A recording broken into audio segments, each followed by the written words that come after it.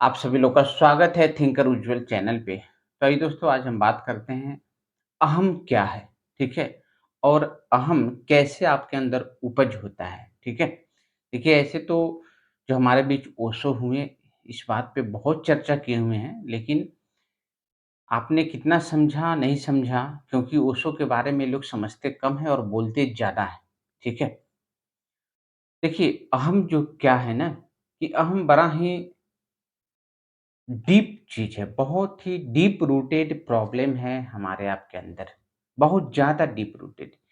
इतना deep rooted कि यदि आप इसके ऊपर काम करने लगे, तो मुझे लगता है कि नॉर्मली एक बिगिनिंग स्टेप को कंट्रोल करने में, समझने में आपको साल भर, 2 साल लग सकता है, 6 महीना भी में कर सकते हो आप यदि जगे तो, कोशिश आपने किया तो। इतना डीप रूटेड प्रॉब्लम है, ठीक है? और अहम का होने का, उपज होने का जो मेन रीज़न है, वो है कर्ता भाव होना, कि आप कुछ कर रहे हो। आप कुछ गलत कर रहे हो, आप कुछ सही कर रहे हो, या फिर वाइस वर्सा भी बोल सकते हैं कि यदि आपके अंदर अहम है, तो कर्ता की भाव आएगी, या फिर कर्ता भाव है, तो अहम आपके अंदर उपज होना ही होना है। ठीक है? अब अहम क्या है, ईगो क्या है, ये चीज़ बहुत पुरानी चीज़ है। कोई नया चीज़ मैं आपके सामने लेकर नहीं आया।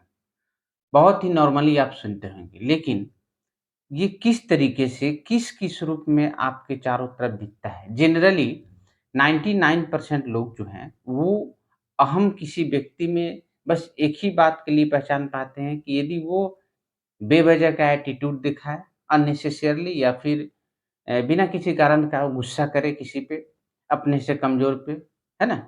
यही 2-3 केस देखकर आप बोलते हैं बहुत इगोइस्ट है, बहुत अहम है, घमंड वो है। ये डिसीज़न बहुत चीज़ नहीं, बिल्कुल नीचे के नीचे के नीचे की के नीचे स्तर की। वास्तव में अहम क्या है, मैं आपको कोशिश एग्ज़ाम्पल दे देकर बताने का, ठीक है? देखिए, ये वीडियो बहुत सारे लोग देख 10th क्लास स्टूडेंट देखेंगे, बहुत सारे भी देख सकते हैं, है ना? जो एनलाइटेड लोग हैं, वो देख सकते हैं, लोग भी देखेंगे। अब जो देखेंगे अपने अकॉर्डिंग उसे, ऐसा मैं नहीं कर रहा हूँ, मैं वीडियो बना रहा हूँ, वो पूरी तरीके से आप समझ लें और साधुवाद लग जाए। लेकिन यदि 5%, 10%, 15% भी इस चीज़ों को आप पकड़ पाते हैं, कैच कर पाते हैं, तो आपके अंदर एक परमानेंट एक बहुत सुंदर अ, सुंदरता आ जाएगी। एक नम्रता, विनम्रता जो होता है ना, वो आ जाएगी आपके अंदर, जो कि बोलने से नहीं होता है। ऑटोमैटिक वो आपके अंदर हो जाना, वो बड़ा बात है, ठीक है? लोगों के पास आप जाएँगे तो वो चीज़ लोगों को मतलब समझ में आएगा, वो एनर्जी आपको, लोगों को समझने पे मजबूर करेगा कि आप एक सच में विनम्र व्यक्ति हो। जितनी अहम की परसेंटेज, है ना, आपके अंदर कम रहेगा, उतना ही आपके अंदर से जो पॉजिटिव वाइब है, लोगों को ज़्यादा आकर्षित करेंगे, ठीक है? तो देखिए, अहम का मैं कुछ एग्ज़ाम्पल देता हूँ। जैसे अहम क्या है? जैसे मैंने बोला कि 3-4 के साथ देखते हो, उसी को बोलते हो बहुत अहम है उसके अंदर, है ना? बहुत ईगो है उसके अंदर। लेकिन ये है बात सही, लेकिन बहुत ही नीचे स्तर की चीज़ है। जैसे अहम ये भी है, शायद आपको बुरा लगे सुनने में, जब आप किसी पे दया करते हो, किसी गरीब पे, या फिर किसी के पास कपड़ा नहीं है, पैसा नहीं है, तो वो भी अहम है। अब आप बहुत लोग इसे डाइजेस्ट नहीं कर पाएँगे, क्योंकि ये आदत लगा हुआ है, न जाने कितने खरबों सालों से आपके डीएनए में बैठा हुआ है। आपके न जाने कितने खरबों सालों से, हज़ारों सालों से आपके पूर्वजों ने यही चीज़ करता आया है। दया करना लोग समझते हैं कि बड़ी अच्छी चीज़ है। ज़रा सोचिए, आप शरीर है आपके पास, शरीर में अंदर आत्मा है और मन है। आप तो जब भी आए, आप ज़रा अपने आप से प्रश्न पूछिए कि मैं कौन हूँ जिसे दया आ रहा है, ठीक है? शरीर तो आप है नहीं, आप क्या हैं? आत्मा हैं, और आत्मा ही आत्मा है, और आत्मा को ना कोई सुख है, ना दुःख है, वो सम स्थिति में है। उसकी महान है। तो फिर वो कौन है जिसे दया आ रहा है? आप ईश्वर है नहीं, किसी को कुछ देने वाला, किसी से कुछ लेने वाला, ये कृतिक है। फिर आप कौन हैं? तो वो मन ही है ना जो मन में विचार रहा है, मन। तो फिर वो क्या है? अहम है। आपको सोचना होगा, पकड़ना होगा, ठीक है? मान लो आप रोड पे चल रहे हो, किसी को चोट लग गई, गिर गया, एक्सीडेंट हो गया, आपको दया आ जाएगा। फिर आप क्वेश्चन करो कि मैं कौन हूँ जिसे दया आ रहा है, जिसे बुरा लग रहा है, उस व्यक्ति को देखकर जिसे एक्सीडेंट हुआ है, ठीक है? तो फिर आप खुद सोचिए कि आप कौन हैं? ये शरीर तो है नहीं, आप आत्मा हैं और आत्मा को सुख-दुःख का कोई अनुभूति नहीं है। वो एक परमानेंट सम आनंदित रहने वाला चीज़ है, इसमें कोई सुख-दुःख से उसको मतलब ही नहीं है। फिर वो कौन है जिसे बुरा लग रहा है? और आप कुछ कर भी नहीं सकते हो। उसका ब्लीडिंग बह ही गया, उसको आप पहले से आपको कुछ पता था नहीं कि किसके साथ क्या होगा, रोक सकते नहीं हो। फिर ये भावना किसको आ रही है? वो मन है। मन यानी कि कर्ता बनना चाह रहा है। जैसे मैं अपने हाथ से कुछ बनाऊँ, वो टूट गया तो मुझे बुरा लगता है, तो मैं इसे बनाया था, मुझे बुरा लगा। लेकिन उस केस में आप कौन हो? आपने क्या किया है? ना उसका जन्म देने वाले हो, ना कुछ आप देते हो। फिर वो कौन है जिसे दया आ रहा है? कौन है वो? वो मन है। फिर मन को कर्ता भाव आ रही, कर्ता तो आप है नहीं। उसे जन्म देने वाला प्राकृतिक है, सुप्रीम पावर है। सब चीज़ देने वाला, उसका व्यवहार, उसका जो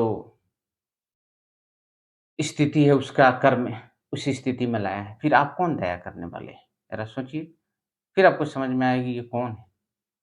ये जो भी है अच्छा चीज़ नहीं है, बुरा चीज़ है। ऐसा नहीं होना चाहिए, ठीक है?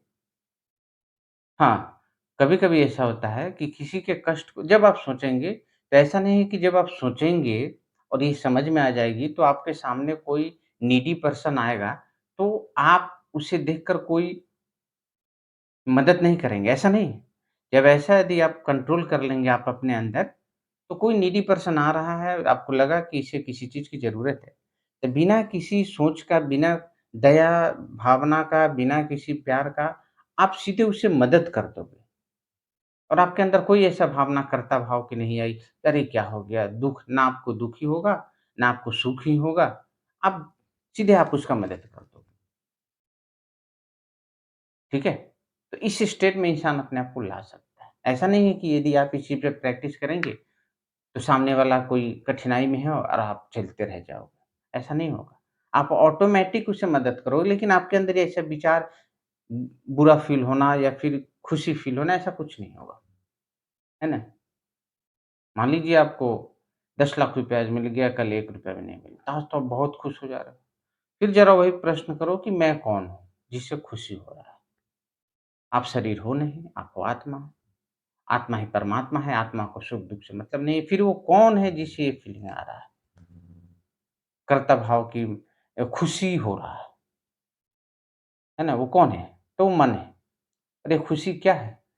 जब आप खुश हो रहे हो मतलब दुःख को भी अपने आस-पास आप रखे हो।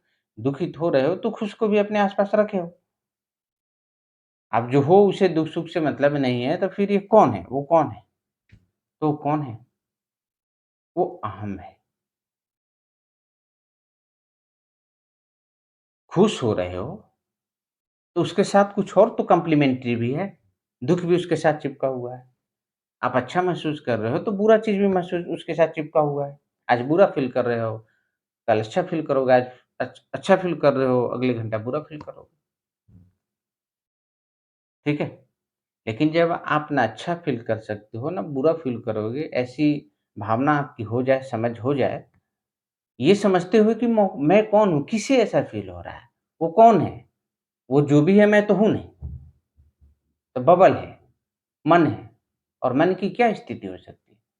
मन तो हमेशा गड़बड़ ही पोज़ीशन में होता है। तब आपके अंदर वो जो खुश होना, वो जो नाराज़ होना, वो सब खत्म होना शुरू होगा और ये अहम है। आप समझिए इस बात को। बहुत मीठा-सा अहम है। मतलब ये तो मैं बहुत ही छोटा-छोटा कुछ एग्ज़ाम्पल मैंने दिया है। हम तो इस मतलब अहम ही है जिससे आप 24 घंटा जिसमें आप डूबे हुए हो। लेकिन जब इन चीज़ों को आप समझेंगे, प्रैक्टिस करेंगे, तो पूरी तरह मिटाना तो पॉसिबल है, लेकिन वो तो साधुवाद और मोक्ष की और बुद्धत्व की प्राप्ति की रास्ता है। यदि आप उधर नहीं जा रहे हैं, लेकिन एट लीस्ट इस पर थोड़ा बहुत काम कर रहे हैं, 5-10% भी आप इस चीज़ को कंट्रोल कर लेते हैं, तो आपके अंदर पॉजिटिविटी बहुत ज़्यादा आ जाएगी। ठीक है? ठीक है?